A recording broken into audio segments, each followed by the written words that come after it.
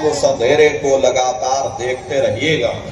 देखते देखते देखते देखते एक समय ऐसा आएगा कि आपकी दृष्टि उस अंधेरे में रुक जाएगी, और जैसे ही आपकी दृष्टि अंधेरे में रुकेगी तो सुई की नोक के बराबर काले में भी काला बिंदु, बड़ा चमकीला बिंदु होगा, तारे की तरह चम चम चम चम चमकेगा।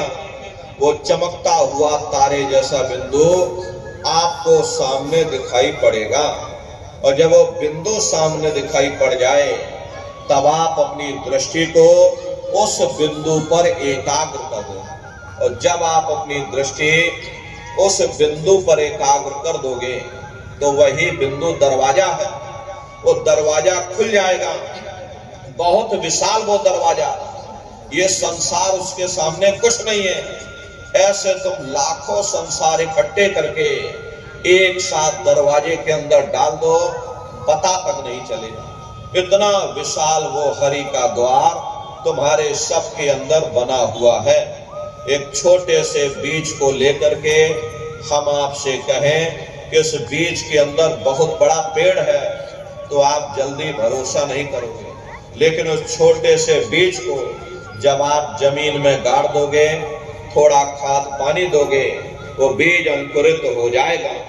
उसमें से विशाल लताएं भी निकलेंगी, विशाल वृक्ष का रूप भी लेगा, उसमें से फल और फूल भी निकलेंगे। इसी तरह से आप सभी के अंदर सुई की नोक के बराबर तारे की तरह छोटे से छोटा बिंदु है। उस बिंदु के अंदर बड़े बड़े ब्रह्मांड बसे हुए हैं। वो तारे जैसा चमकता हुआ बिंदु आपको सामने दिखाई पड़ेगा, और जब वो बिंदु सामने दिखाई पड़ जाए तब आप अपनी दृष्टि को उस बिंदु पर एकाग्र कर देना। और जब आप अपनी दृष्टि उस बिंदु पर एकाग्र कर दोगे तो वही बिंदु दरवाजा है। वो दरवाजा खुल जाएगा, ये शिव नेत्र खुल जाएगा, ये दिव्य दृष्टि आपकी खुल जाएगी, और आप दरवाजे के अंदर दाखिल हो जाओगे। एक बार प्रेमी भाई बहनों, ये दिव्य दृष्टि आपकी खुल जाए, फिर क्या भूत, क्या भविष्य, क्या वर्तमान, कोई भेद आपसे गुप्त नहीं रहेगा। लाखों वर्ष पहले क्या हुआ था, भविष्य में क्या होने वाला है, अरे आप अपने अपने घरों में बैठ करके भूत, भविष्य और वर्तमान को देख सकते हो। तो यह है ध्यान करने का तरीका। एक बार फिर से आप लोग समझ लीजिए कैसे आपको ध्यान करना है। अपने अपने घरों में पलथी मार करके बैठ जाना, बाहर से अपनी आंखों को बंद कर लेना, दोनों आंखों के बीचों बीच में दूर सामने देखिएगा, सामने आपको अंधेरा दिखाई देगा। बस उसी अंधेरे में एक जगह पर आप अपनी दृष्टि को रोकिएगा। उस समय किसी के बारे में सोचना नहीं, किसी के बारे में विचार मत करना, शरीर को बिल्कुल हिलाना नहीं, शून्य होकर के, शांत चित्त होकर के, निर्विचार होकर के बस आप उस अंधेरे को लगातार देखते रहना। जितना देर आपसे बन सके आप उस अंधेरे को लगातार देखते रहिएगा। देखते देखते देखते देखते एक समय ऐसा आएगा ये आपकी दृष्टि उस अंधेरे में रुक जाएगी, और जैसे ही आपकी दृष्टि अंधेरे में रुकेगी तो सुई की नोक के बराबर काले में भी काला बिंदु, बड़ा चमकीला बिंदु होगा, तारे की तरह चम चम चम चम चमकेगा। वो चमकता हुआ तारे जैसा बिंदु आपको सामने दिखाई पड़ेगा। लेकिन बिंदु जब दिखाई पड़ेगा जब आपकी दृष्टि उस अंधेरे में रुक जाएगी। ये उसी तरह से है जैसे आपकी आंखों के सामने सूरज है लेकिन बीच में बादल आ गए, इसीलिए सूर्य आपको दिखाई नहीं दे रहा। अगर बादल हट जाए तो सूरज सामने दिखाई पड़ जाएगा। ठीक उसी प्रकार से कर्मों के बादल अंधकार बन करके, दीवार बन करके हमारी आंखों के सामने आकर खड़े हो गए। जब आप अपने आंखों की पुतलियों को उस अंधेरे में रोक करके रखोगे तो उसी अंधेरे में सुराख हो जाएगा। यही कहा गया है दोनों तिले तार मिलाओ तब देखो गुलजारा है। यानी दोनों आंखों की पुतलियों को अंधेरे में एक जगह पर रोक करके रखो। जब आंखों की पुतलियों को अंधेरे में रोक करके रखोगे तो उसी अंधेरे में सुराख हो जाएगा, सामने आपको चमकता हुआ बिंदु दिखाई पड़ेगा। और जब वो बिंदु सामने दिखाई पड़ जाए तब आप अपनी दृष्टि को उस बिंदु पर एकाग्र कर दें। और जब आप अपनी दृष्टि उस बिंदु पर एकाग्र कर दोगे तो वही बिंदु दरवाजा है, वो दरवाजा खुल जाएगा, ये शिव नेत्र खुल जाएगा, ये दिव्य दृष्टि आपकी खुल जाएगी और आप दरवाजे के अंदर दाखिल हो जाओगे। तो प्रेमी भाई बहनों, यह है ध्यान करने का तरीका। और तीसरा है भजन। गाने बजाने का नाम भजन नहीं है। ये नाच गाना, ढोल मजीरा, हारमोनियम, तबला, उछल कूद, अरे इसका नाम भजन नहीं है। भजन कहते हैं उस शब्द को सुनना, उस नाम को सुनना, उस देववाणी आकाशवाणी को सुनना जो 24 घंटे तुम्हारे सब के अंदर गूंज रही है। तो कैसे आप लोग भजन करोगे, जरा अच्छी तरह से समझ लो। ये दोनों उंगली कानों में डाल करके ये कानों को बंद कर लेना। कान इसीलिए बंद किए जाते हैं ताकि बाहर की कोई आवाज हमको सुनाई ना पड़े। अपनी सुविधा से बैठिएगा, कुर्सी पर चाहे कुर्सी पर बैठ जाओ, सोफे पर चाहे सोफे पर बैठ जाना, या कोई तकिया इस तरह से रख लेना और दोनों कोहनी यहाँ रख करके दोनों उंगली कानों में डाल करके ये कानों को बंद कर लेना। बहुत सी हमारी माताएं बहनें हैं, बूढ़े बुजुर्ग हैं, अरे भाई आपके घुटनों में दर्द होता होगा या रीढ़ की हड्डी में दर्द होता होगा और आप बैठ करके भजन नहीं कर पाते हो तो आप लेट करके भजन करिएगा। ऐसे सीधे लेट जाना, लेटे लेटे आंख और कान को बंद कर लेना। मतलब तो आंख और कान को बंद करना है, चाहे आप लेट करके करो या चाहे आप बैठ करके करो। यही कहा गया है कि भाई आंख कान मुख बंद कराओ, अनहद झिंगा शब्द सुनाओ।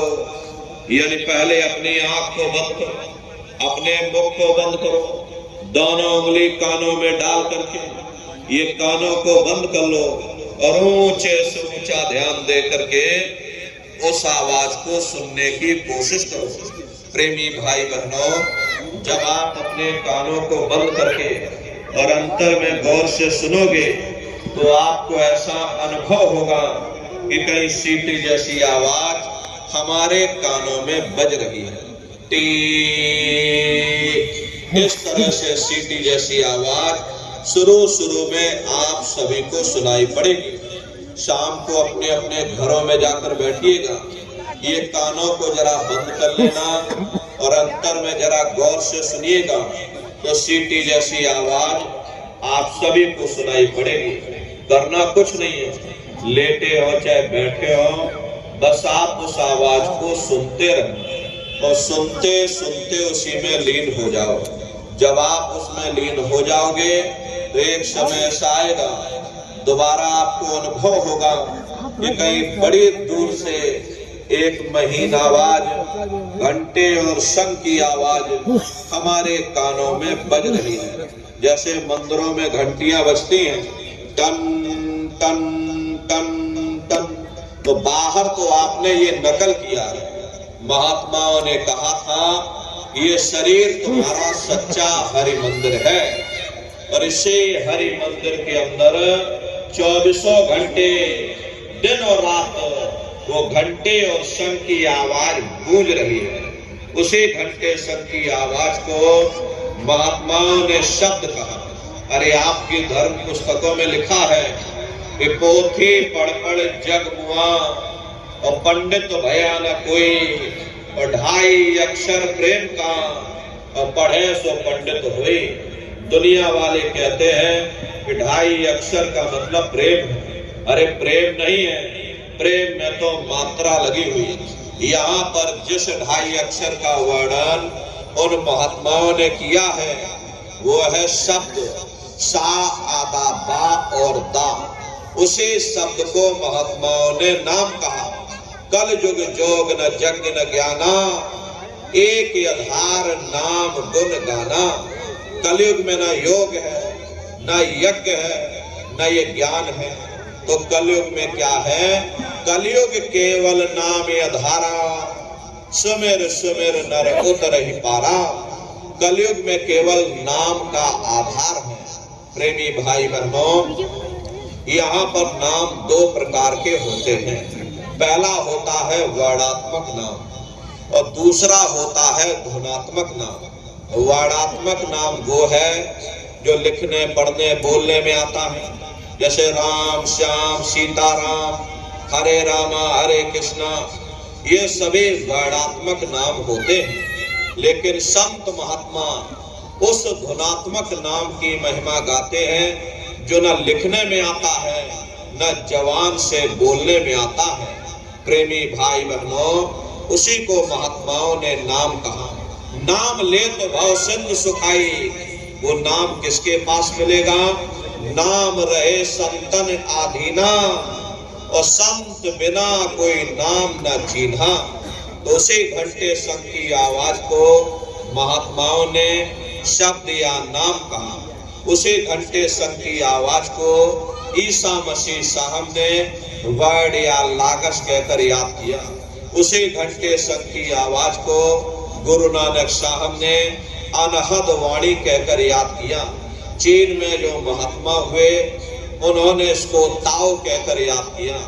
मुसलमान फकीरों ने इसे कलमा कहकर याद किया।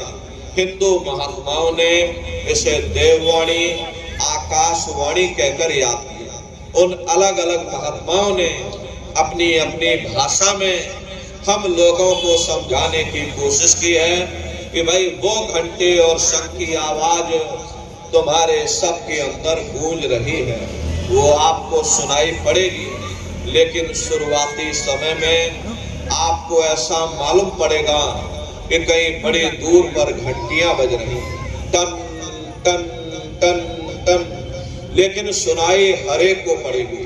प्रेमी भाई बहनों, जब घंटे और शंख की आवाज आपको अपने अंदर सुनाई पड़ने लग जाए, तब आप सीटी की आवाज को छोड़ देना और घंटे शंख की आवाज को पकड़ लेना, उसको आप सुनने लग जाना। जब आप उसको सुनने लग जाओगे तो वो आवाज धीरे धीरे बढ़ना शुरू होगी और बढ़ते बढ़ते इस कदर बढ़ेगी कि आपके रोम रोम में घंटे और शंख की आवाज गूंजने लगेगी। बड़ी घनघोर आवाज होती है, बड़ी मधुर वो आवाज होती है कि दुनिया भर के गाने जो आप लोग बाहर सुनते हो, उस संगीत के सामने ये दुनिया के संगीत कुछ नहीं है। जब आप उस संगीत को सुनोगे, इतना भारी आनंद आपके ऊपर छा जाएगा, इतनी खुशी आपको होगी, ऐसा नशा आपके ऊपर चढ़ जाएगा कि आप सारी दुनिया को भूल जाओगे। शंकर भगवान को वही नशा चढ़ा था। शंकर भगवान कोई गांजा भांग नहीं पीते थे। ये तो हमने आपने शंकर भगवान को भी बदनाम कर दिया कि शंकर भगवान गांजा भांग पीते थे, तो चलो हम भी गांजा भांग फूकेंगे, और सब के सब गजेड़ी हो गए। प्रेमी भाई बहनों, शंकर भगवान ने कभी गांजा भांग नहीं पिया। शंकर भगवान जिस नशे में लीन रहते थे, वो नाम का नशा था, वो ध्यान का नशा था, वो भक्ति का नशा था।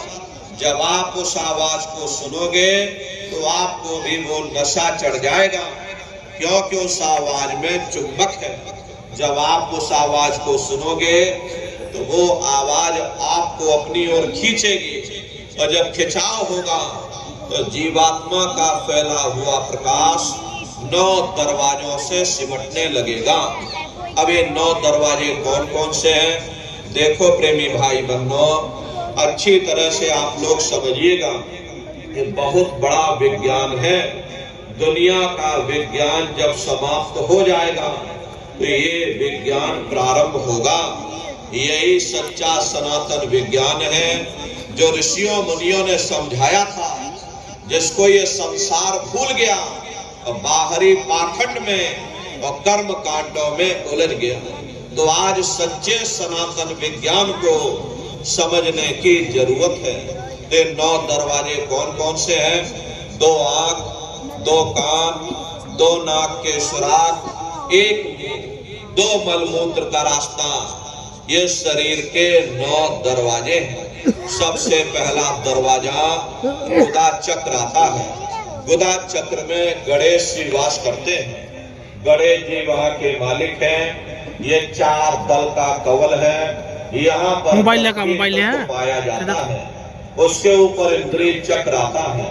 इंद्रिय चक्र में ब्रह्मा जी वास करते हैं। ब्रह्मा जी वहां के मालिक हैं। ये 95 है। यहाँ पर जल तत्व पाया जाता है। 98-94 उसके ऊपर नाभि चक्र आता है। नाभि चक्र में विष्णु जी वास करते हैं। 95, विष्णु जी यहाँ के मालिक हैं। ये 8 दल का कवल है। यहाँ पर अग्नि तत्व पाया जाता है। उसके ऊपर ये हृदय चक्र आता है। हृदय चक्र में शिव जी वास करते हैं। शिव जी यहाँ के मालिक हैं। ये 12 दल का कवल है। यहाँ पर वायु तत्व पाया जाता है। अरे वास्तव ऊपरी मंडलों में, ऊपरी लोकों में वास करते हैं, लेकिन उनका प्रकाश, उनकी किरणें इन चक्रों पर पड़ती हैं। उसी के ऊपर एक कंठ चक्र आता है। यहाँ पर आद्या महाशक्ति की किरणें पड़ती हैं। ये 16 दल का कवल है। और आप सबसे ऊपर तुम्हारी जीवात्मा सबसे ऊपर दोनों आंखों के मध्य भाग में बैठी है, जहां पर ये देवियां बिंदी लगाती हैं और पुरुष जहां पर ये टीका लगाते हैं। ये बिंदी और टीका यहाँ पर हम लोग इसीलिए लगाते हैं क्योंकि यहीं पर हमारी जीवात्मा बैठी है, उसका श्रृंगार किया जाता है। ये 10वां द्वार है जहां पर तुम्हारी जीवात्मा बैठी है। दोनों आंखों के बीचों बीच में इसी को 10वां द्वार कहते हैं। अरे आप लोग रोज चौपाई गाते हो, मंगल भवन अमंगल हारी, द्रव सुदशरथे अजर बिहारी। इसका अर्थ जरा समझने की कोशिश भी करो। प्रेमी भाई बहनों, ये शरीर तुम्हारा मंगल भवन है, तुम्हें अमंगलों से बचाने वाला, तुम्हें नरकों और 84 से बचाने वाला ये पंच भौतिक शरीर ही तुम्हारा मंगल भवन है। इस मंगल भवन के 10 दरवाजे हैं और 10वें दरवाजे पर ये अजर बिहारी यानी कि तुम्हारी जीवात्मा बैठी है। और यहीं पर बैठ करके जीवात्मा अपने प्रकाश को 9 दरवाजों में फैलाती है, जिससे आपका ये शरीर चलता है, आपके हाथ चलते हैं, आपके पैर चलते हैं। जब आप भजन करोगे, भजन घंटे और शंख की आवाज को सुनोगे तो उस आवाज में चिपक है, वो आवाज आपको अपनी ओर खींचेगी। और जब खिंचाव होगा तो जीवात्मा का फैला हुआ प्रकाश 9 दरवाजों से सिमट करके यही 10वें दरवाजे पर इकट्ठा हो जाएगा। और जैसे ही सारी शक्ति, सारी चेतना सिमट करके यहाँ पर इकट्ठी हुई तो शब्द क्या काम करेगा? शब्द तुम्हारी जीवात्मा को खींच करके इस शरीर से बाहर कर देगा। फिर आप अपनी आंखों से देखिएगा कि हमारा शरीर ये है, हम ये खड़े। आप अपने शरीर से अलग हो जाओगे। जैसे चिड़िया होती है, चिड़िया घोंसले से निकल करके आसमानों की उड़ान भरती है, शाम को फिर अपने घोंसले में आ जाती है। ऐसे ही तुम्हारी जीवात्मा इस शरीर रूपी घोंसले से निकल करके ब्रह्मांडों की सैर करेगी, देवी देवताओं के दर्शन करेगी, भगवान राम के दर्शन करेगी, भगवान कृष्ण के दर्शन करेगी और घूम करके फिर अपने शरीर रूपी घोंसले में वापस आ जाएगी। प्रेमी भाई बहनों, ये ब्रह्मा विष्णु महादेव जिनकी सारी दुनिया पूजा करती है, अरे आप सभी लोग ब्रह्मा विष्णु और महादेव की पूजा करते हो। और पूजा करते करते आपका ये जीवन बीत गया, लेकिन कभी तुमने विचार ये नहीं किया भाई जिनकी हम पूजा कर रहे हैं आखिर ये ब्रह्मा विष्णु महादेव कौन है, ये कहाँ पर रहते हैं, ये क्या काम करते हैं, इनके माँ बाप कौन है, भगवान राम कौन है, भगवान कृष्ण कौन है, ईश्वर कौन है, ब्रह्म कौन है, पर ब्रह्म कौन है, ये कहाँ पर रहते हैं। तो जरा संक्षिप्त में आप लोग समझिएगा, क्योंकि अगर हम इसका वर्णन करेंगे तो लाखों वर्ष लग जाएंगे, एक लोक का वर्णन नहीं हो पाएगा। इतने विशाल लोक इस आसमान के ऊपर बने हुए हैं, वैज्ञानिक लोग इसकी खोज कर रहे हैं, कोई चंद्रमा तक चंद्रयान को भेज रहा है, कोई मंगल ग्रह पर मंगलयान को भेज रहा है, लेकिन प्रेमी भाई बहनों इस संसार की कोई भी धातु वहां तक नहीं पहुंच पाएगी। तो किन किन मंडलों को पार करते हुए तुम्हारी ये जीवात्मा अपने 5वें मंडल पर यानी कि सचखंड में पहुंचेगी। रास्ते में कौन कौन से देश मिलेंगे, उस देश के कौन कौन से राजा मिलेंगे, तो जरा संक्षिप्त में आप लोग समझ लीजिए। प्रेमी भाई बहनों, जब आप लोग भजन करोगे और जब घंटे और शंख की आवाज को सुनोगे तो उसी घंटे शंख की आवाज को पकड़ करके ये जीवात्मा ब्रह्मांडों की चढ़ाई करती है। पलक झपकते है जीवात्मा खरगों योजन ऊपर चली जाती है। ये चांद सूरज सितारों को पार करने के बाद में सबसे पहले जो आपको लोग मिलेगा उसे महात्माओं ने शिवलोक कहा। शिवलोक तमोगुणी स्थान है, वहाँ के मालिक शिव जी हैं, जो पार्वती जी के साथ में उस लोक में विराजमान है।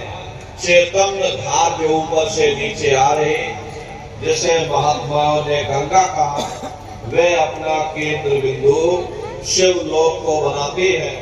इसीलिए शिव जी की जटा में ये गंगा दर्शाई जाती है। इस लोक में असंख्य जीवात्माएं रहती हैं। ये सभी जीवात्माएं शिव स्वरूप में मौजूद होती हैं। जब आप वहां पहुंचोगे और शिव जी का जब प्रत्यक्ष दर्शन करोगे तो आपका स्वरूप भी शिव के समान यानी कि शिव स्वरूप हो जाएगा। शिव जी का दर्शन करने के बाद में फिर घंटे शंख की आवाज को पकड़ करके फिर जब आप ऊपर चढ़ोगे उसी के ऊपर ब्रह्मा जी का लोक आएगा। ब्रह्मा जी का लोक वो रजोगुणी स्थान है। वहाँ के मालिक ब्रह्मा जी हैं, वो गायत्री सावित्री और सरस्वती के साथ उस लोक में विराजमान है। प्रेमी भाई बहनों, घंटे और शंख की आवाज को पकड़ करके रखना पड़ता है। यदि आपने उस आवाज को वहां छोड़ दिया तो सेकंड भर आपको नहीं लगेगा, आराम से आप अपने शरीर में वापस लौट आओगे और इन बाहरी आंखों को खोल दोगे। इसीलिए शब्द को पकड़ करके रखना पड़ता है। शब्द सीढ़ी है, शब्द रस्सी है, जिसको पकड़ करके ये जीवात्मा नीचे से ऊपर की ओर चढ़ती है। तो ब्रह्मा जी का दर्शन करने के बाद में फिर घंटे शंख की आवाज को पकड़ करके फिर जब आप ऊपर चढ़ोगे उसी के ऊपर विष्णु लोक आएगा। विष्णु लोक वो सतोगुणी स्थान है।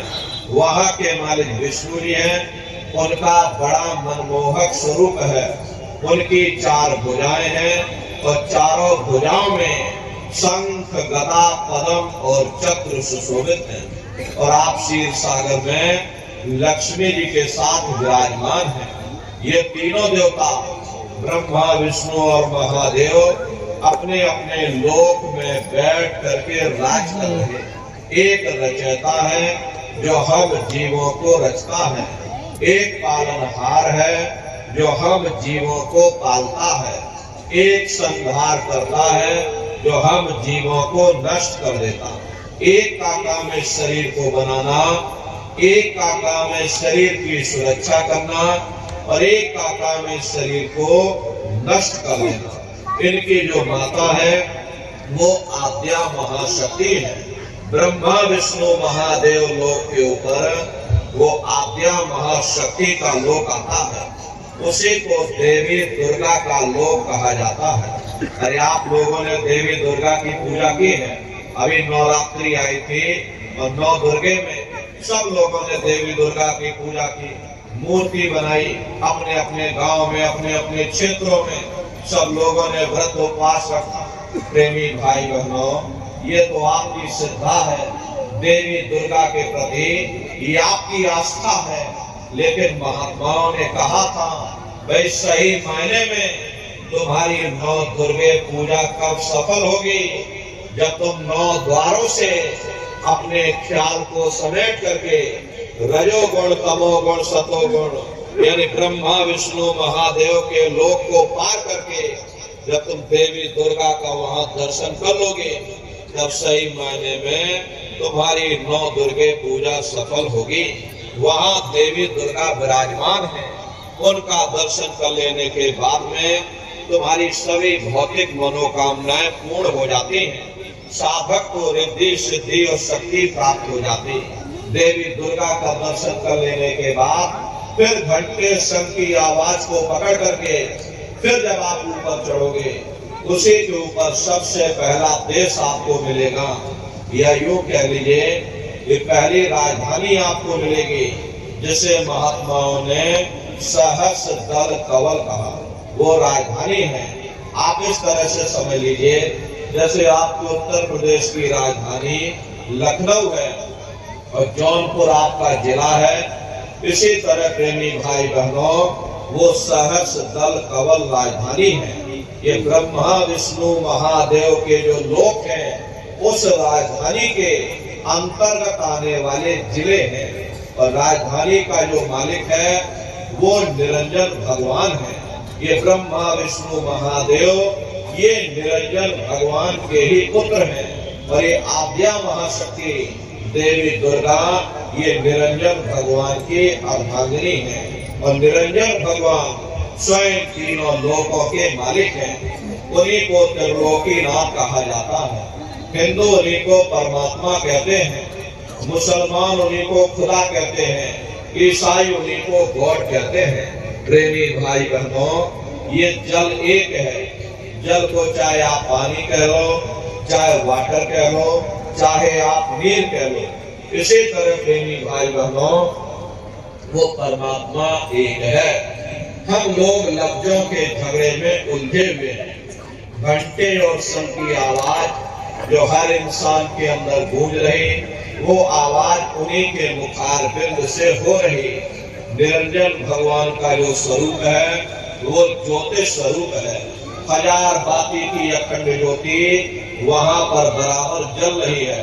परम प्रकाश रूप दिन राती, नहीं कछु चाहिए दिया घृत बाती। अरे हम आप यहाँ मंदिरों में ज्योत जलाते हैं, ये तो हम आप उसकी यहाँ नकल करते हैं। महात्माओं ने आपको चिन्ह बता दिया कि भाई उनका ऐसा स्वरूप है, तो हम लोग यहाँ पर नकल करने लगे। इस ज्योति में तेल की जरूरत पड़ती है, बाती की जरूरत पड़ती है। तेल बाती खत्म हो जाए, ज्योति तुम्हारी बुझ जाएगी, लेकिन वो अखंड ज्योति वहां पर ऐसी जल रही जिसमें न तेल की जरूरत है और न बाती की जरूरत है। अरे महात्माओं ने कहा है, उल्टा कुआ गगन में जिसमें जरे चिराग, जिसमें जरे चिराग, बिना रोगन बिन बाती, शहर तुम्हारा मास जड़त रहे दिन राती। सतगुरु मिले जो होए, ताहि की नजर में आवे, बिन सतगुरु नहीं कोई, वाह को दर्शावे। वो अखंड ज्योति ऐसी है जैसे पूरा ब्रह्मांड प्रकाशवान हो रहा। जितनी भी अवतारी शक्ति आई, भगवान राम आए, राम को वहीं से नीचे उतारा गया। इसीलिए उस देश को अयोध्या नगरी या कौशलपुर देश भी कहा जाता है। अरे गोस्वामी जी जब साधना करके वहाँ पहुँचे, तभी गोस्वामी जी महाराज ने रामचरितमानस में लिख दिया। देखो प्रेमी भाई बहनों, खत्म होते हुए दावत है अब सब में। गोस्वामी जी महाराज ने जो भी लिखा है वो सब अंतर का भेद लिखा है। जब उन्होंने साधना किया, साधना करके जब ऊपर गए, जो कुछ उन्होंने ऊपर जा करके देखा वो रामचरितमानस में लिख दिया। अरे आप लोग ऊपर गए नहीं, आपने कुछ देखा नहीं, इसीलिए आप अर्थों को समझ नहीं पाते हो और अर्थ का अनर्थ कर देते हैं। तो क्या लिखा गोस्वामी जी महाराज ने? देखिए गोस्वामी जी महाराज रामचरितमानस में लिखते हैं कि मुद्यो नैन त्रसत में भयो पुन चितवत कौशलपुर गयो। जब मैंने अपने बाहर की आंख बंद की, मेरी अंतर की आंख खुल गई और मैं क्या देख रहा हूँ, मैं कौशलपुर देश में पहुंच गया। मोह विलोक राम मुस्काई, मुझे देख करके भगवान राम प्रसन्न हो गए। उन्होंने ऊपर जाने का मुझे रास्ता दे दिया। मैं ऊपर जा करके क्या देख रहा हूँ, उधर मान सुनंदज राया, देख बहु ब्रह्मांड निकाया, अति विचित्रता लोके अनेका, रचना अधिक एक। विचित्र विचित्र भांत के वहां पर लोग बने, एक से बढ़कर एक सोने के महल बने, जिनकी शोभा अवर्णीय है।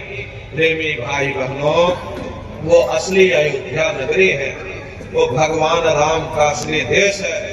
और जब आप लोग साधना करके वहां पहुंचोगे, अपनी दिव्य दृष्टि से उस अयोध्या नगरी को जब आप स्वयं देखोगे, अरे तुम देखते रह जाओगे, ये क्या ईश्वर की लीला है, कैसे उसकी कारीगरी है, अनंत उसकी सत्ता है, अनंत उसका प्रकाश है। उसे आनंद को पाकर के बड़े बड़े राजे महाराजाओं ने अपने राजकाज पर ठोकरें मार दी और जंगलों में जाकर के नंगे हो करके नाचने लगे। इतना आनंद, इतनी खुशी उन साधकों को होती है। मीराबाई को जब वो दौलत मिल गई, मीराबाई ने अपना राजपाट छोड़ दिया और मीराबाई कहने लगी, मैं मिल जाए पाए पियो अपना, तब मेरी पीर बुझानी, मीरा सूरत शब्द सहलानी। कबीर साहब को जब वो दौलत मिल गई और इन महात्माओं को जब वो दौलत मिल गई, उन्होंने ऊपर चढ़ करके उस अयोध्या नगरी को देखा, भगवान राम के देश को देखा, तो कलम तोड़ करके लिख दिया। अरे चिल्लाने लगे, अचरज देखा भारी साधो, अचरज देखा भारी रे, बिना बजाए निस्दिन बाजे, घंटा शंख नगारी रे, बहरा सुन सुन मस्त होता है, तन की खबर बिसारी रे, बिन भूमि के महल बना है, तामे जो तुजारी रे, अंधा देख देख सुख पावे, बात बतावे सारी रे, गीता मर कर फिर जी जावे, बिन भोजन बलधारी रे, ब्रह्मानंद संत जन बिरला, कोई समझे बात हमारी रे। प्रेमी भाई बहनों, वो असली अयोध्या नगरी है, वो भगवान राम का असली देश है।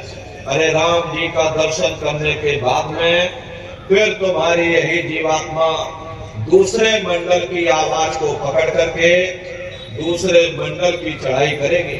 देखो प्रेमी भाई बहनों, घंटे और शंख की आवाज जो आपको सबसे पहले सुनाई पड़ेगी, वो घंटे और शंख की आवाज आपको पहले मंडल पर यानी कि भगवान राम के देश में पहुंचाएगी, लेकिन उसके ऊपर वो आवाज नहीं जाएगी। जब आप उसके ऊपर चढ़ाई करोगे तो दूसरे मंडल से दूसरा शब्द, दूसरी आवाज ऊपर से नीचे की ओर उतर रही है, वो आवाज आपको पहले मंडल पर ही सुनाई पड़ेगी और उस आवाज को पकड़ करके ये जीवात्मा फिर दूसरे मंडल की चढ़ाई करेगी।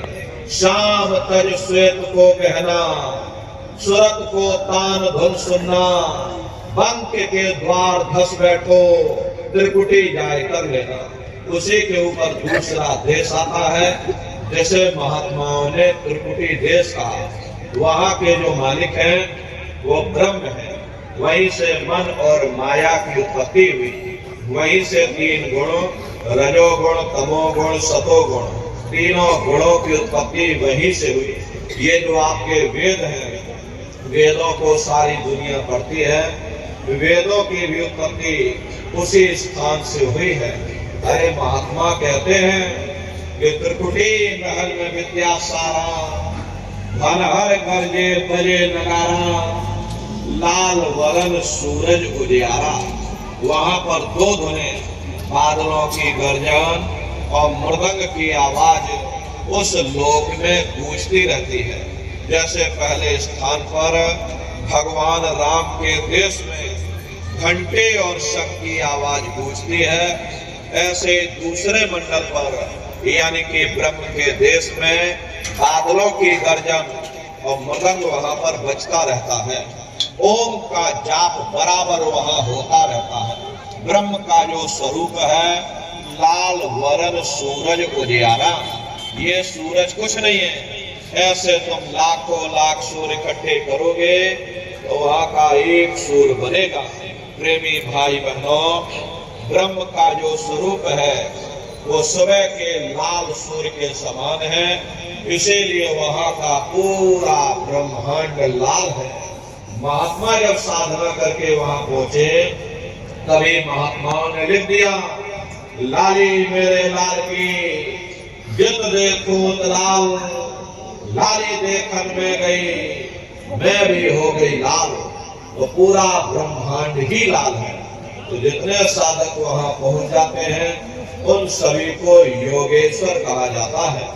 योगेश्वर की पदवी उन्हीं को मिलती है जो ब्रह्म स्थान तक पहुंच रखते हैं। जैसे व्यास जी हुए, वशिष्ठ जी हुए, वाल्मीकि जी हुए, इन सब की पहुंच वहीं तक थी।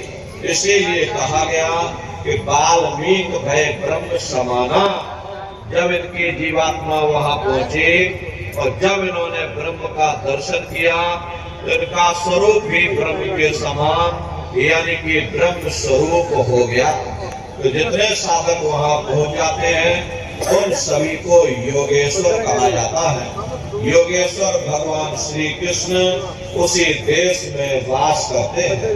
ये जो ब्रह्म देश है वो श्री कृष्ण भगवान का ही देश है और श्री कृष्ण भगवान वहीं पर रहते हैं। ये बाहर की जन्माष्टमी नहीं है जो आप लोग यहाँ जन्माष्टमी मनाते हो। ये तो आपकी श्रद्धा है, ये आपकी आस्था है। महात्माओं ने कहा था भाई सही मायने में तुम जन्माष्टमी कब मनाओगे? जब तुम्हारी ये जीवात्मा 5 तत्व जल, पृथ्वी, अग्नि, वायु, आकाश और 3 गुण रजोगुण, तमोगुण, सतोगुण, 5 तत्व और 3 गुणों से परे होकर के ब्रह्म देश में पहुंच करके जब तुम कृष्ण भगवान का दर्शन कर लोगे तब सही मायने में जन्म अष्टमी मनाई जाएगी। वहां कृष्ण भगवान का दर्शन करने के बाद में फिर तुम्हारी यही जीवात्मा तीसरे मंडल की आवाज को पकड़ करके और तीसरे मंडल की चढ़ाई करेगी। आगे पहुंची सुन झंकार, ररंकार धुन सुनी पुकार, आगे श्वेत सुन है भाई, मान सरोवर बैठ नहाई। उसी के ऊपर तीसरा देश आता है जिसे महात्माओं ने सुन्न देश कहा।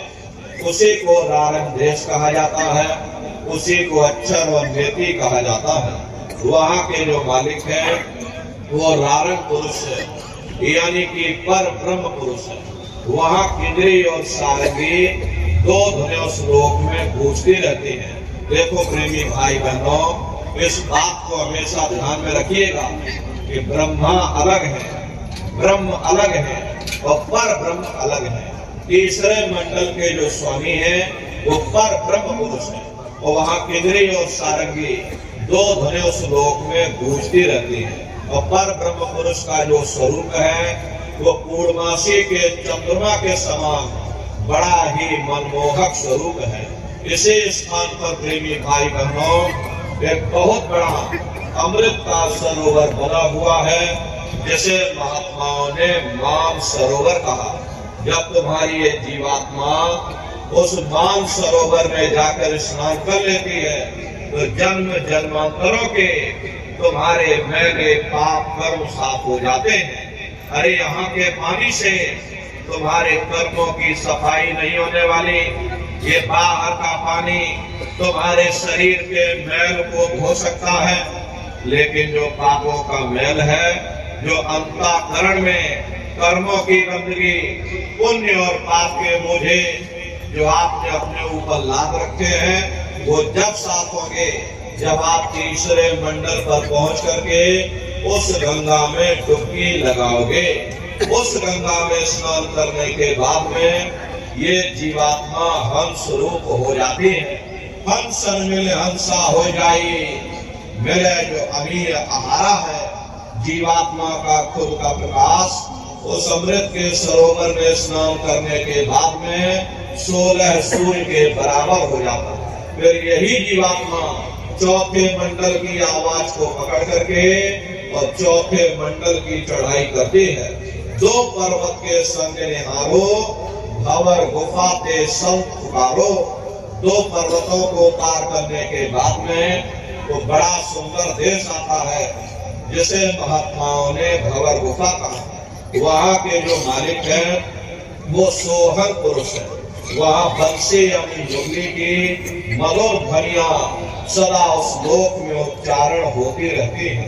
और सोहन पुरुष का जो स्वरूप है वो दोपहर के सूर्य के समान महाप्रकाशवान स्वरूप है।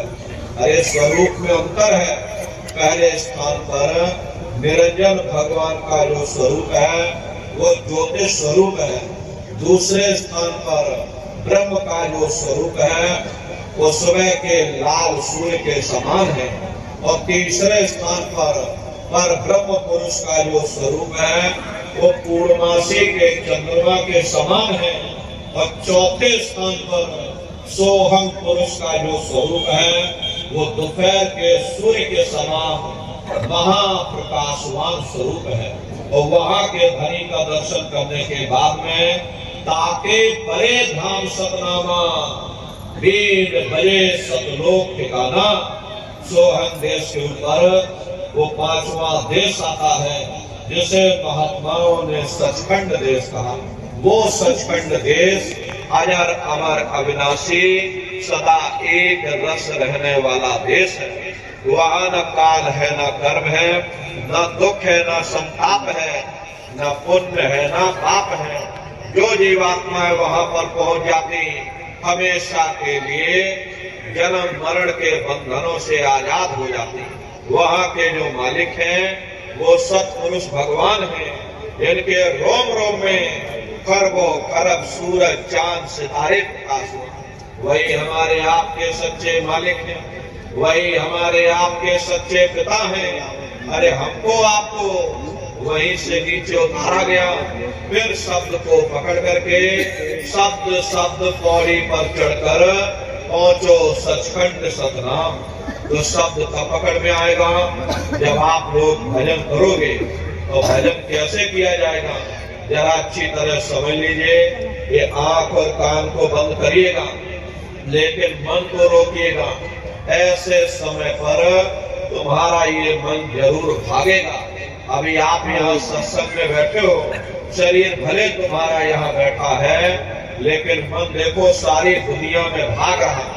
अब किसी को बाल बच्चों की याद आ गई, मन बाल बच्चों में पहुंच गया।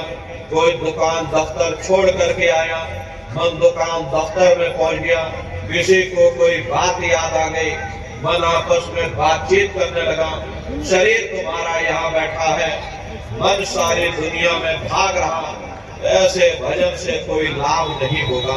कबीर साहब ने कहा है कि कबीर पापी भगत न भावे, हर पूजा न सोहाए, माँ की चंदन पर हरे, जहाँ विगंध तह जाए।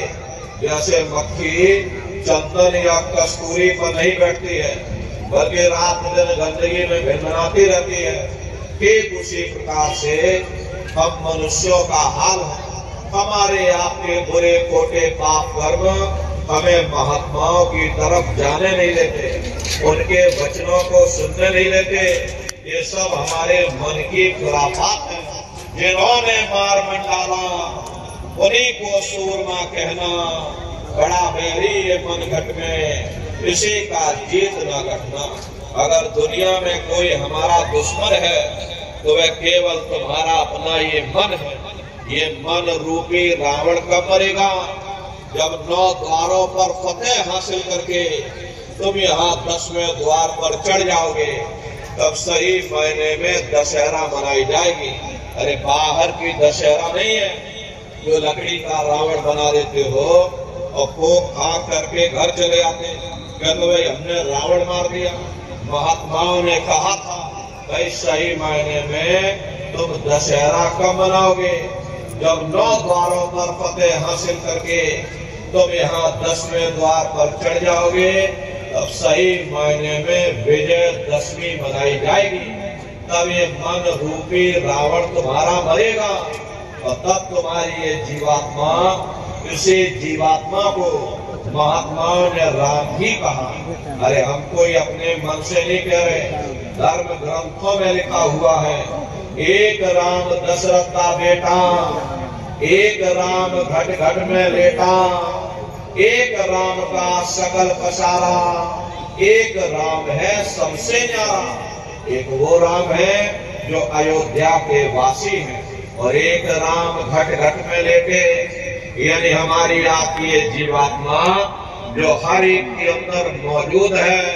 महात्माओं ने कहा भाई एक वो राम है और एक राम का सकल पसारा, यानी पहले स्थान के मालिक वो निरंजन भगवान जिनको दुनिया त्रिलोकीनाथ कहती है, जिनका ये पूरा पसारा, ये पूरा संसार है। महात्माओं ने कहा भाई एक वो राम है और एक राम है सबसे न्यारा, 5वें स्थान के मालिक वो सत्पुरुष भगवान जो हमारे आपके सच्चे पिता हैं। महात्माओं ने कहा भाई एक वो राम है, तो महात्मा तो उस राम की महिमा गाते हैं। मोटी बात आप पकड़िए कि भजन कैसे करोगे कि आंख कान को बंद कर लेना, अंतर में गौर से सुनिएगा। शुरू में सीटी जैसी आवाज आप सभी को सुनाई पड़ेगी, उसे आप लगातार सुनते रहना, सुनते सुनते उसी में लीन हो जाओ। एक समय ऐसा आएगा दोबारा आपको अनुभव होगा कि कहीं बड़ी दूर से एक महीन आवाज, घंटे और शंख की आवाज हमारे कानों में बज रही, और जब घंटे शंख की आवाज आपको अपने अंदर सुनाई पड़ने लग जाए, तब आप सीटी की आवाज को छोड़ देना और घंटे शंख की आवाज को पकड़ लेना।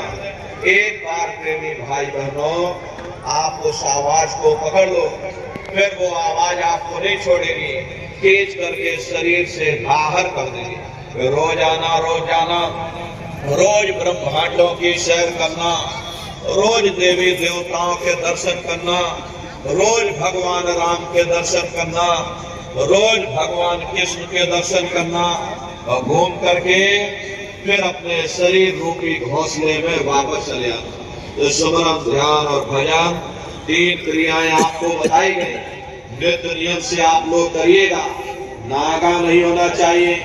शरीर को आप भोजन देते हो, सुबह दोपहर शाम रात भोजन करते रहते हो, लेकिन कभी तुमने विचार ये नहीं किया ये जीवात्मा जो जन्म जन्मांतरों से बेचारी भूखी प्यासी बैठी है, जिसकी शक्ति से तुम्हारा ये भारी भरकम शरीर चल रहा, तो कभी अपनी जीवात्मा को तुमने भोजन नहीं दिया। अरे इसका भोजन भजन है, इसका भोजन शब्द है, इसका भोजन नाम है। अपना ये नियम बनाओ कि पहले हम अपनी जीवात्मा को भोजन देंगे, फिर अपने शरीर को भोजन देंगे। अगर ये नियम तुम्हारा बन गया तो तुम्हारा लोक भी बन जाएगा और तुम्हारा परलोक भी बन जाएगा। प्रेमी भाई बहनों, उस मालिक को पाने के लिए तुम्हें कोई घर बार नहीं छोड़ना, तुम्हें कोई जात बिरादरी नहीं बदलनी। अरे जात पात के रगड़े झगड़े ये तुम्हारे अपने नहीं है, ये सिर्फ मन की खुराफात है। अरे आप अपनी बुद्धि से विचार करिए, जब गुरु नानक साहब नहीं आए थे तब कोई सिख नहीं था, जब मोहम्मद साहब नहीं आए थे तब कोई मुसलमान नहीं था, जब ईसा मसीह साहब नहीं आए थे तब कोई ईसाई नहीं था, और पीछे लौटते चले जाओ तो केवल मनुष्य ही मनुष्य रह जाते हैं। ये रगड़े झगड़े किसने पैदा किए? ये हमने आपने पैदा किए। अरे कोई भी महात्मा यहाँ पर आकर के न कोई कौम बनाने आता है, न कोई महात्मा यहाँ मजहब चलाने आते हैं, न कोई महात्मा यहाँ जात बिरादरी को बदलने आते हैं, और न ही आप हमारे हाथों में ये डंडे और तलवारें देने के लिए आते हैं। अरे आपको सच्चा मार्ग, सनातन मार्ग समझाने के लिए इस धराधाम पर शरीर रूप में अवतरित होते हैं। महात्मा कोई जात बिरादरी नहीं देखते, महात्मा कोई ऊंच नीच, कोई भेदभाव पैदा नहीं करते।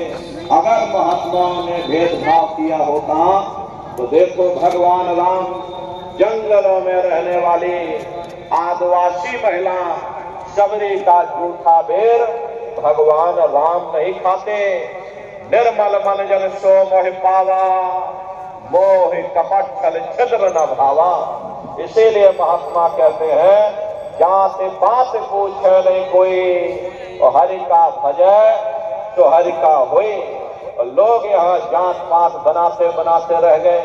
लेकिन है न नारियों, जब तुम्हारी ये जीवात्मा इस मनुष्य रूपी चोले को छोड़ करके ऊपर जब तुम धर्मराज की कचहरी में पहुंचोगे, वहां न तुमसे ये पूछा जाएगा कि भाई तुम किस जाति के हो, या तुम किस कौम के हो, या तुम किस मजहब के हो। अरे भाई तुम हिंदू हो या मुसलमान हो, तुम हिंदुस्तान से आए हो या तुम सीधे पाकिस्तान से चले आ रहे हैं। अरे वहां तुम्हारे कर्म देखे जाएंगे, भक्ति भाव देखा जाएगा, मालिक से मिलने का प्रेम और प्यार देखा जाएगा। इसीलिए महात्मा समझाते हैं कि भाई मालिक को पाने के लिए तुम्हें कोई जात बिरादरी नहीं बदलनी, तुम्हें कोई घर परिवार नहीं छोड़ना, तुम्हें कोई बाल बच्चे नहीं छोड़ने, तुम्हें कोई जंगलों पहाड़ों में नहीं भटकना, तुम्हें कोई काले नीले पीले कपड़े नहीं पहनना, तुम्हें कोई गर्म पानी ठंडे पानी में गोता नहीं लगाना, तुम्हें कोई साधु सन्यासी और बाबा नहीं बनना। अरे भाई तुम अपने अपने घर परिवार में रहो, अपने अपने बाल बच्चों के साथ रहो, अपने अपने समाज में रहो, समाज की रीत नीति और नियम के अनुसार रहो, मेहनत और ईमानदारी से काम करो, और 24 घंटे में से घंटा 2 घंटा समय निकाल करके सुमरन ध्यान और भजन करिएगा। यही दौलत तुम्हारे काम आएगी। बाकी सब रगड़े झगड़े ये सब तुम्हारे यही पड़े रह जाएंगे। सुई की एक नोक भी तुम्हारे साथ में जाने वाली नहीं है। बड़े बड़े राजे महाराजे आए, सारी जिंदगी उन्होंने ये किला बनाते बनाते गुजार दिया। आज उनके किलों को जाकर देखिए, आज खंडहर बने पड़े हुए। विश्व विजेता सिकंदर सारी दुनिया पर राज करने का ख्वाब देखता था, वो भी मुट्ठी खोल करके चला गया। अरे कोई क्या साथ लेकर जाएगा? जो चीज तुम्हारे साथ में जाने वाली वो केवल परमात्मा की भक्ति है। इसलिए प्रेमी भाई बहनों, वो दौलत कमा लो जो अंत समय में तुम्हारे काम आवे, वरना ये समय तुम्हारा निकलता जा रहा। ये श्वासों की पूंजी ये दिन प्रतिदिन कम होती जा रही। एक समय ऐसा आएगा ये बुलबुला तुम्हारा फूट जाएगा, फिर ना जाने ये मनुष्य शरीर तुमको मिले ना मिले। अरे तुम भटकते रह जाओगे युगों युगों के लिए उन नरकों और चौरासियों में। इसलिए प्रेमी भाई बहनों, अहो भाग्य है आपका, आपको ये मनुष्य शरीर मिल गया, आपको ये मौका मिल गया। इस मौके का लाभ उठाओ। मनुष्य रूपी मंदिर में बैठ करके वो आत्मधन कमा लो, वो खजाना कमा लो, जिससे तुम्हारी जीवात्मा का कल्याण हो जावे। तो सुमरन ध्यान और भजन नित्य नियम से आप लोग करिएगा। और देखो प्रेमी भाई बहनों, हमारी आपसे अंतिम प्रार्थना है कि आप सभी लोग शाकाहारी रहिएगा, क्योंकि हमारे गुरु महाराज ने शाकाहार पर विशेष जोर दिया। गुरु महाराज हमारे कहते थे कि बच्चे बच्चियों तुम लोग शाकाहारी रहना, शाकाहार का प्रचार करते रहना, इसी से देश और दुनिया में भारी परिवर्तन होगा। प्रेमी भाई बहनों, अरे परिवर्तन कोई कानून बनाने से नहीं होगा, परिवर्तन कोई आंदोलन करने से नहीं होगा, परिवर्तन कोई तोड़ फोड़ करने से नहीं होगा। परिवर्तन तब होगा जब लोगों के विचार बदलेंगे, लोगों की भावनाएं बदलेंगी। और विचार जब बदलेंगे जब लोगों का खान पान शुद्ध होगा। देसी कहावत है, जैसा खाए अन्न वैसा होए मन। जब इंसान पशुव्रती भोजन करेगा तो उसकी बुद्धि स्वतः ही पशुओं जैसी हो जाएगी। फिर जिस शराब के नशे में माँ बहन बेटी की पहचान खत्म हो जाए, उस शराब को पी करके यह कैसे पता चलेगा कि क्या अच्छा और क्या बुरा है। यही कारण है कि आज हर समाज में कि दुनिया भर के अत्याचार और दुनिया भर के व्यभिचार फैले हुए। अरे हम लोग देखिए मंदिर बनवाते हैं, उन मंदिरों में नहा धो करके जाते हैं, कहते भाई परमात्मा के रहने की जगह है, हमको नहा धो करके जाना चाहिए, फूल अगरबत्ती ले जाना चाहिए। कोई उन मंदिरों में कूड़ा कचरा नहीं डालता। अगर तुम कूड़ा कचरा डालोगे तो आपस में लाठियां चल जाएंगी। फिर ये जो हरि मंदिर है, ये पंच भौतिक शरीर जिसे महात्माओं ने हरि मंदिर कहा, अरे इसमें तुम हाड़ मांस के लोथड़े डालते हो, इसमें तुम शराब के कतरे डालते हो, इसमें तुम मुर्गा मुर्गी काट करके डाल रहे, इसमें तुम मांस मछली काट करके डाल रहे। अपने बनाए हुए ईंट गारे के मंदिर की कद्र करोगे और परमात्मा के बनाए हुए इस मानव मंदिर को तुमने जीते जी कब्रिस्तान बना दिया तो सख्त सजा मिलेगी। अरे महात्माओं ने लिखा है कि तिल भर मच्छी खाए के कोट गौ दे दान और काशी करवट जा मरे और निश्चय नरक निदान। यदि तिल भर भी मच्छी खा करके फिर चाहे कोटान कोट गौओं का तुम दान करो और काशी में जा करके और मत्था रगड़ते रगड़ते अपनी पूरी जिंदगी वहां पर गुजार दो, फिर भी तुमको तुम्हारे गुनाहों की सजा मिलेगी। कोई बच नहीं सकता, क्योंकि ये कर्म भूमि है। यहाँ तुम जैसा कर्म करोगे वैसा फल तुमको मिलेगा। देखिए इस कर्म भूमि पर कृष्ण भगवान तक नहीं बच पाए। उस समय बाली को छिप करके बाण मारा, वही बाली कृष्ण अवतार में बहेलिया बन करके आ गया। कृष्ण भगवान के पैरों में पद्म चमकता था, हिरण की आंख समझ करके और बहेलिये ने निशाना मार दिया। और जब पास में आकर के देखा कृष्ण भगवान थे, अफसोस करने लगे। लेकिन कृष्ण भगवान ने उसको समझाया कि भाई इसमें तुम्हारा कोई दोष नहीं, उस समय हमने तुमको मारा, आज तुमने हमको मार दिया, हमारा तुम्हारा अदला बदला पूरा हो गया। कर्म प्रधान विश्व रच राखा, जो जस करे सो तस फल चाखा। ये कर्मों का ऐसा देश है, यहाँ तुम जैसे बीज बोगे वैसे ही फसल काटोगे। इसलिए प्रेमी भाई बहनों, हमारी आपसे प्रार्थना है कि आप सभी लोग शाकाहारी रहिएगा। ये तरह तरह की बीमारियां जो आज के समय में फैल रही हैं, इसका मुख्य कारण एक ही है, लोगों का खान पान गंदा हो गया। अरे आप अपनी बुद्धि से विचार करिए, जब इंसानों के खून में जानवरों का खून मिल जाएगा, इंसानों के अंदर जब जानवरों के कीटाणु पहुंच जाएंगे तो न जानवरों की दवा काम में आएगी न इंसानों की दवा काम में आएगी। तो परिणाम क्या होगा? ऐसी महामारियां फैलेगी। अभी कोरोना जैसी महामारी आई, पूरा विश्व तबाह हो गया, लोग अपने अपने घरों में कैद हो गए, कोई किसी से मिलने को तैयार नहीं।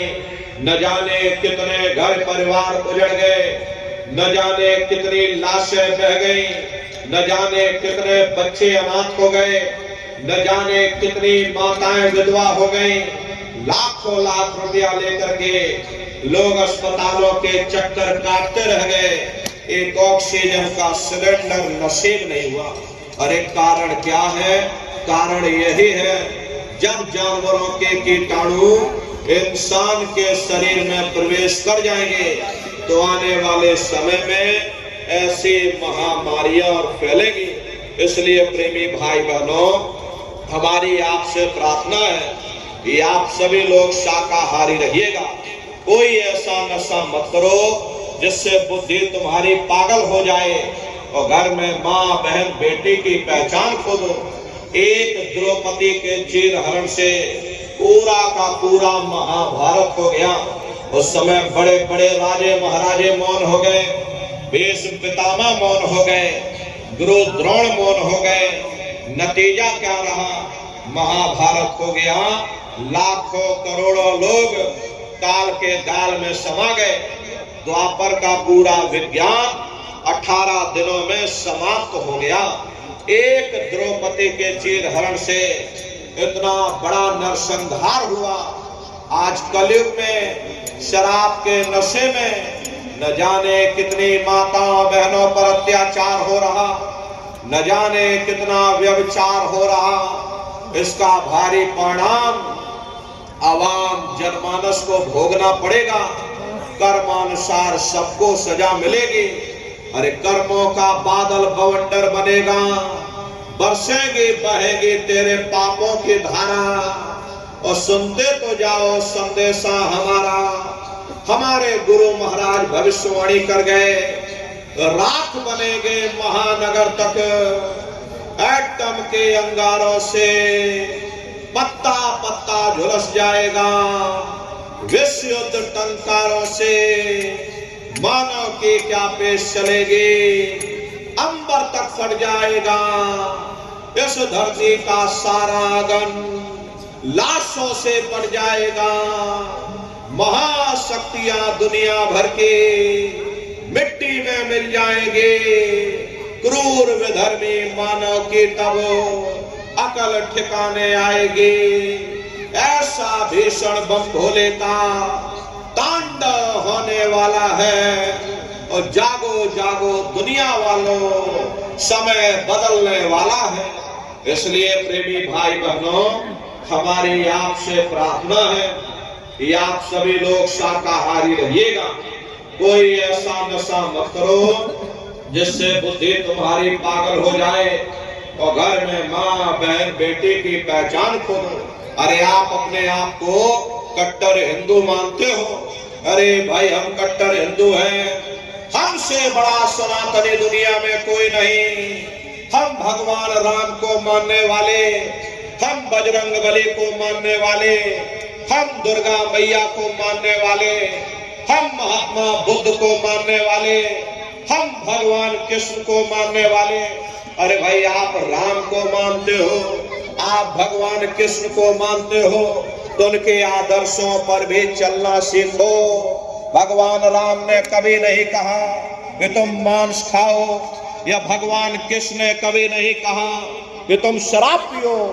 जितने देवी देवता अवतार हुए सभी यही कहकर के गए, अहिंसा सर्वो धर्म। अगर हमने किसी को बनाया नहीं तो मिटाने का अधिकार हमारे पास नहीं। अरे आप इंसान हो, इंसान का काम है दया करने का। दया धर्म का मूल है। इसलिए आप जीवों पर रहम करो, रूहों पर रहम करो। सभी लोग शाकाहारी रहना और शाकाहार का प्रचार अपने अपने क्षेत्रों में बराबर आप लोग करते रहिएगा। अरे सतयुग कैसे आएगा? राम राज कैसे आएगा? राम राज कोई भाषण देने से नहीं आएगा। राम राज कोई नारा लगा देने से नहीं आएगा। राम राज कोई भगवा लहरा देने से नहीं आएगा। राम राज कोई हिंदू मुसलमान करने से भी नहीं आएगा। राम राज जब आएगा जब लोगों के अंदर अच्छे विचार आएंगे। वरना राम के समय में भी रावण जैसे असुर होते थे, कृष्ण के समय में भी कंस जैसे असुर होते थे। अरे तब भी लड़ाइयां होती थी, तब भी युद्ध हुआ करते थे। राम राज का मतलब है अच्छे विचारों का आना, और अच्छे विचार जब आएंगे जब हर इंसान मानव धर्म का पालन करेगा। अरे मानव धर्म क्या कहता है? सत्य, दया, अहिंसा, प्रेम और करुणा, यही मानव धर्म का आधार है। जब मानव के अंदर मानवता आ जाएगी, मानव के अंदर दया आ जाएगी, मानव के अंदर करुणा आ जाएगी, ये मानव दूसरों की पीड़ा को अपनी पीड़ा समझने लग जाएगा। अरे जब इंसान के अंदर इंसानियत आ जाएगी, तब सही मायने में देश में राम राज आ जाएगा। इसीलिए महात्माओं ने कहा है, राम राज को लाना है तो पहले मानव धर्म अपनाना है। मानव को पहले मानव धर्म अपनाना, मानवीय गुण अपनाने पड़ेंगे।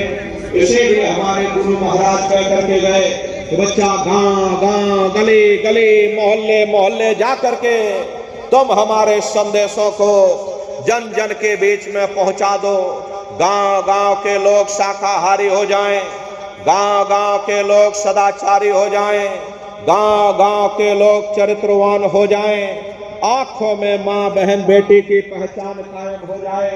तो जब हमारा ये गांव बदल जाएगा तो पूरा समाज बदल जाएगा, निश्चय ही कलयुग में सतयुग आ जाएगा। इसलिए प्रेमी भाई बहनों, धर्म के प्रचार में आप सभी लोग अपना अपना योगदान दीजिएगा। देखिए हमारे गुरु महाराज को, हमारे गुरु महाराज परम संत बाबा जय गुरुदेव जी महाराज ने एक अच्छे समाज के निर्माण के लिए, चरित्रोत्थान के लिए, लोगों को शाकाहारी और सदाचारी बनाने के लिए 116 वर्ष की आयु तक अथक मेहनत और परिश्रम किया। हमारे गुरु महाराज ने अपने गुरु की याद में मथुरा दरबार में इतना विशाल मंदिर बनवाया। गुरु महाराज हमारे कहते थे, बच्चा मंदिर का वो देवता वहां पर बैठ करके बरकत बांट रहा। अरे आप लोग आइए, वहां कोई रुपया पैसा नहीं चढ़ा जाता, वहां कोई चंदा चुटकी नहीं चढ़ाई जाती। अरे आप लोग आए, मंदिर के देवता के सामने अपनी बुराई को चढ़ा दीजिए। वहां पर बुराई चढ़ाई जाती है कि हम आज से मांस मछली नहीं खाएंगे, हम आज से अंडा शराब का सेवन नहीं करेंगे, हम आज से झूठ नहीं बोलेंगे, हम आज से किसी को धोखा नहीं देंगे। अरे आप अपनी एक बुराई चढ़ा दो, आपकी एक मनोकामना पूरी होगी। ऐसा वरदानी मंदिर हमारे गुरु महाराज ने अपने गुरु की याद में मथुरा दरबार में बनाया है। उन्हीं की याद में देखिए पावन भंडारे का कार्यक्रम 28 नवंबर से और 2 दिसंबर तक मथुरा दरबार में होने जा रहा है। तारीख आप सभी लोग याद रखिएगा, 28 नवंबर से और 2 दिसंबर तक पूज्य दादा गुरु महाराज का ये पावन भंडारे का कार्यक्रम होने जा रहा है। तो आप सभी प्रेमी भाई बहन भंडारे के कार्यक्रम में सब परिवार सादर आमंत्रित है। आप लोग पधारिएगा। अरे अपने दरबार का दर्शन करना। देखिए मथुरा दरबार में हमारे गुरु महाराज की एक छोटी सी गौशाला भी है। हमारे गुरु महाराज के पास में कुल 2 गाय थी। 2 गायों का इतना बड़ा परिवार है कि आज के समय में करीब करीब 3000 गाय हैं और 3000 के ऊपर सांड है। गौशाला अलग है और नंदीशाला अलग है। हमारे यहाँ किसी को बाहर नहीं भेजा जाता, क्योंकि हमारे गुरु महाराज कह करके गए कि बच्चा इनको यही रखना, यही सेवा पानी करना। इसीलिए चाहे गाय हो या चाहे बैल हो, हमारे यहाँ किसी को बाहर नहीं भेजा जाता। गायों के लिए अलग से गौशाला है और सांडों के लिए अलग से नंदीशाला बनी है। उसी के बगल में अपना एक बहुत बड़ा कॉलेज है, जिसमें 2,500 से 3,000 बच्चे निःशुल्क विद्या अध्ययन करते हैं। कॉपी किताब, पढ़ाई लिखाई, भोजन पानी बिल्कुल निःशुल्क है। उसी के बगल में अपना एक बहुत बड़ा अस्पताल है। प्रेमी भाई बहनों, वो गुरु महाराज की कर्म भूमि है। और हमारे गुरु महाराज की जन्मभूमि, जहां पर हमारे गुरु महाराज का जन्म हुआ, जिला इटावा, ग्राम खितौरा में पड़ता है। जैसा भव्य मंदिर मथुरा दरबार में बना हुआ, उसी तरह से भव्य मंदिर गुरु महाराज की जन्मभूमि पर बन करके तैयार हो चुका। प्रेमी भाई बहनों, ये जो आप पोस्टर देख रहे हो, ये गुरु महाराज की जन्मभूमि का मंदिर है। और इधर जो ये पोस्टर लगा है, ये मथुरा दरबार का मंदिर है। तो समय निकाल करके दरबार में आप लोग पधारिएगा, अपने अपने बच्चों को भी साथ में ले करके आइएगा। हम लोग ये सोचने लगते हैं, अरे बच्चों को क्या करेंगे ले जाकर, ये बच्चे छोटे हैं, इनको घर में रहने दो, इनको पढ़ाई लिखाई करने दो। अरे पढ़ाई लिखाई जरूरी है, हम आपकी बात मानते हैं, ये आज के समय में शिक्षा बहुत जरूरी है। लेकिन प्रेमी भाई बहनों, शिक्षा के साथ साथ अच्छे संस्कार भी जरूरी है। और संस्कार कोई डिग्री और डिप्लोमा कर लेने से नहीं पड़ जाते। अगर डिग्री और डिप्लोमा कर लेने से ही बच्चों के अंदर संस्कार पड़ गए होते तो हिंदुस्तान में इतने वृद्धाश्रम न खोले जाते। अरे संस्कार पढ़ेंगे महात्माओं के वचनों से, संस्कार पढ़ेंगे सत्संग के माध्यम से। ये बच्चे देश के भविष्य हैं। इन बच्चों के अंदर अच्छी शिक्षा के साथ साथ अच्छे संस्कार डालना ये समय की बहुत बड़ी मांग है। अरे आज के समय में बच्चों के अंदर संस्कारों की कमी देखी जा रही है। वरना पहले के समय में अकेले माँ बाप अपने 4-4 बच्चों को पाल लेते थे, लेकिन आज के समय में वही 4-4 बच्चे, वही डिग्री और डिप्लोमा किए हुए बच्चे अपने माँ बाप को रोटी नहीं खिला पा रहे। शादी हो जाती है, घर परिवार बांट करके रख दिया, जमीन जायदाद बांट करके रख दी, चूल्हा चौका बांट करके रख दिया, यहाँ तक कि बेचारे बूढ़े माँ बाप को भी बुढ़ौती में बांट करके रख दी। तो 10 दिन तुम हमारे घर छोड़ दो और 10 दिन बाद ले जाओ अपने घर रोटी खिलाओ। अरे सब क्या है? ये संस्कारों की कमी है। ऐ माताओं बहनों, अरे बच्चे तुम्हारी धरोहर हैं, ये बच्चे तुम्हारे जीवन की पूंजी हैं। अपनी पूंजी को संभाल करके रखिएगा। इन बच्चों को आप बचपन से तैयार करो, इनको अच्छी शिक्षा देना, इनको अच्छे संस्कार देना, इनको शाकाहारी बनाना, इनको सदाचारी बनाना, इनको चरित्रवान बनाना। अरे इनको भी तुम राम और कृष्ण बना दो। यही बच्चे बड़े होकर के अपने माँ बाप का नाम रोशन करेंगे, घर और समाज का नाम रोशन करेंगे। इसलिए प्रेमी भाई बहनों, अपने अपने बच्चों के साथ, इस मिष्ट परिवार वालों के साथ, आप सभी प्रेमी भाई बहन भंडारे के कार्यक्रम में कृष्ण भगवान की नगरी मथुरा में आप सभी लोग सब परिवार सादर आमंत्रित हैं।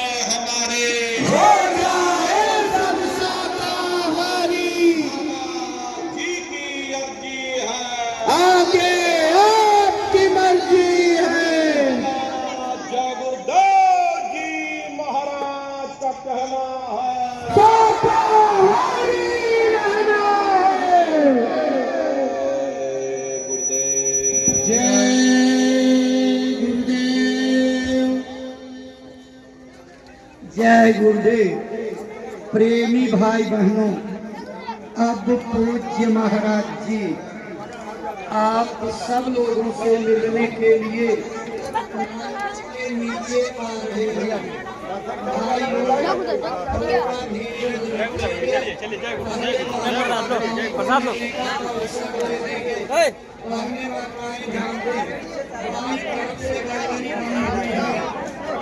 ये ऋषि भाई इधर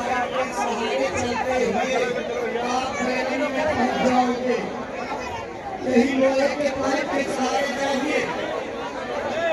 आप रैली में पहुंच जाइए।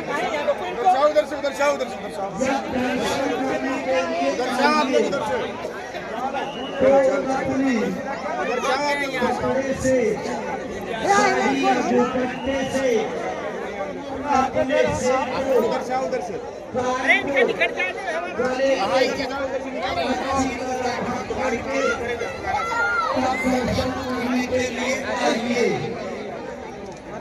देखो